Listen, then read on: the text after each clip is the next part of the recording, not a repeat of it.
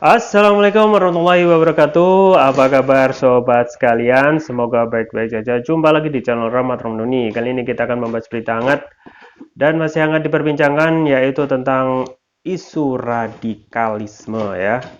Dan ini terkait dengan penceramah radikal yang kemarin sempat disinggung oleh Bapak Presiden dalam Rapimnas TNI Polri di Cilangkap. Dan ternyata yang masuk daftar penceramah radikal diantaranya ada dai apa namanya, dai yang populer diantaranya adalah UAS ya, Ustadz Abdul Somad dan Felix Xiao. Bagaimana selengkapnya? Langsung saja kita baca sesuai yang dilansir oleh riauonline.co.id. UAS dan Felix Xiao masuk daftar penceramah radikal. Alhamdulillah. Nama Ustadz Abdul Somad dan Ustadz Felix Xiao beredar dalam daftar penceramah radikal di media sosial. Dalam daftar tersebut ada 180 nama sosok pendakwa ternama. Ustadz Felix Xiao ikut membagikan materi tersebut. Ia mengungkapkan bahwa jika dirinya kembali masuk dalam daftar penceramah radikal atau yang masuk dalam kategori intoleran. Felix Xiao jelaskan bahwa jika telah beredar di WhatsApp grup ada 180 nama penceramah radikal dan disarankan enggak boleh diundang dan didengar. Tak hanya Felix Xiao, sejumlah pendakwa ada dalam daftar tersebut, termasuk dai asal Riau Ustadz Abdul Somad. Beredar viral 180-an nama penceramah radikal dan disarankan enggak boleh diundang dan didengar.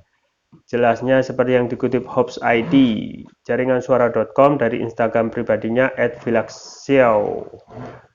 Ustadz Abdul Somad berada di urutan kelima setelah Ustadz Fatih Karim dari Bogor, Bandung, sedangkan Felix Xiao berada di posisi kedua.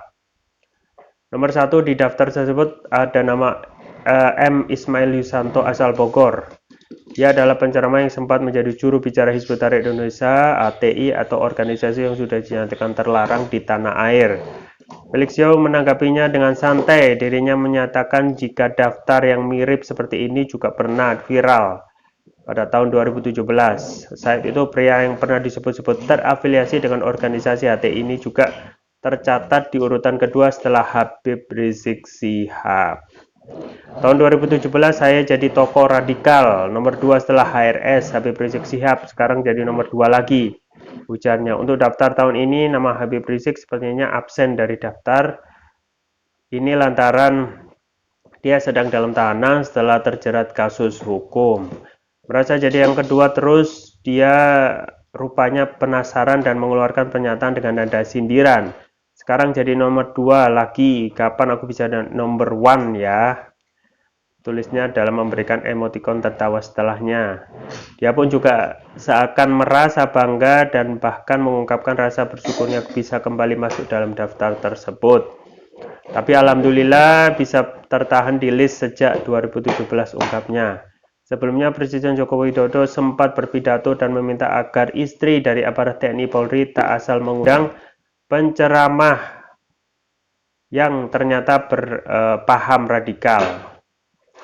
Hal itu disampaikan mantan Gubernur DKI Jakarta itu dalam rapat pimpinan Rapim TNI Polri pada Selasa 1 Maret 2022. Ya, sobat sekalian, jadi kembali lagi ya isu yang dihembuskan tentang masalah radikal yang seolah-olah menjadi masalah serius, masalah genting, masalah urgent dari negeri ini yang harus jadi perhatian penting ya. Tapi secara real ya, kalau kita berpikir logis, sehat ya, apakah masalah radikal ini yang menjadi permasalahan ya. Sedangkan kalau di media massa ya kita melihat tidak ada kaitannya yang berkaitan langsung, bersinggungan langsung dengan masalah radikal atau penceramah radikal.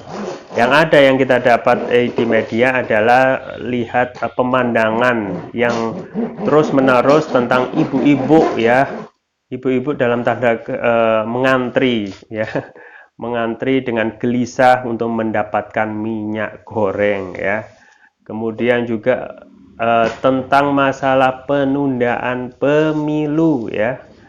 Jadi apa kaitannya dengan permasalahan yang dimaksud radikal yang seakan-akan menjadi permasalahan genting ya, seakan-akan akan meruntuhkan negara gitu ya. Jadi dalam hal ini sobat sekalian dan semua yang melihat ini ataupun yang para netizen ya tentulah cerdas apa sebenarnya masalah urgensitas negara ini, eh, apakah benar masalah radikul yang sudah ditiupkan atau dinarasikan dari awal rezim ini ya, dan itu dipertegas pada periode kedua gitu ya. Tapi kalau kita melihat jelas lah ya, kalau kita yang paling menyiksa rakyat adalah masalah ataupun yang lebih patut dipermasalahkan ya tentu saja bukan masalah radikalisme ya, yaitu salah satunya bagaimana kondisi negara ini yang carut marut oleh eh, masalah yang real ya. Apa itu? Misalnya pertama korupsi ya. Coba bayangkan sobat sekalian, korupsi kemarin itu ya, korupsi yang terus-menerus di negeri ini itu yang seharusnya menjadi apa namanya fokus utama gitu ya. Jadi bukan radikalisme ataupun menyinggung masalah penceramah radikal ya. Nah, kalau kita melihat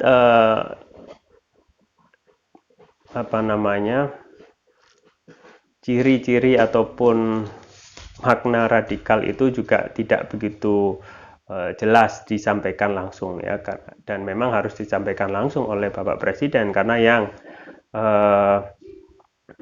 yang mewacanakan ini adalah dari pemerintah sendiri ya. Apakah mereka yang tidak pro dengan pemerintah atau suka yang mengkritik pemerintah ya langsung dilabeli radikal ya. Sedangkan dalam masalah kritik ya, dalam masalah mengkritisi kebijakan yang salah, memang harus diingatkan oleh civil society ya, termasuk juga oleh para dai yang pada saat mereka berceramah ya harus mengungkapkan kebenaran ya. Bagaimana kondisi sekarang yang susah, bagaimana emak-emak sekarang itu ketika setiap hari menjadi apa namanya pengurus rumah tangga yang di rumah mereka masih diributkan dengan susahnya mendapatkan minyak goreng ya itu. Kemudian masalah serius yang lain adalah masalah korupsi yang menjadi membudaya di negeri ini. Kita ingat bahwasanya korupsi bansos yang nilainya ya sempat ada yang menyebutkan sampai 100 triliun itu dari mana gitu ya. Bagaimana penanganannya? Apakah cuma satu orang saja ya?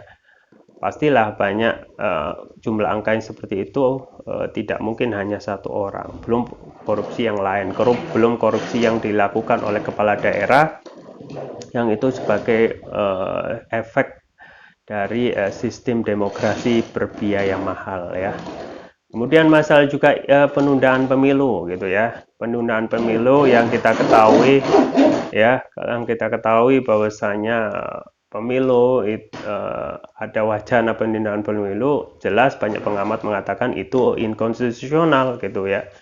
Jadi ketika meskipun dibebaskan untuk berwacana, tetapi ya tetap kalau kita konsisten menjadi apa namanya dalam melaksanakan negara ini sesuai dengan konstitusi harus sesuai ya bahwasanya jabatan presiden sudah diatur dalam pasal 7 Undang-Undang 1945 hanya mendapatkan apa namanya jabatannya 5 tahun ditambah 1 kali periode ya sama 5 tahun jadi 10 tahun ya.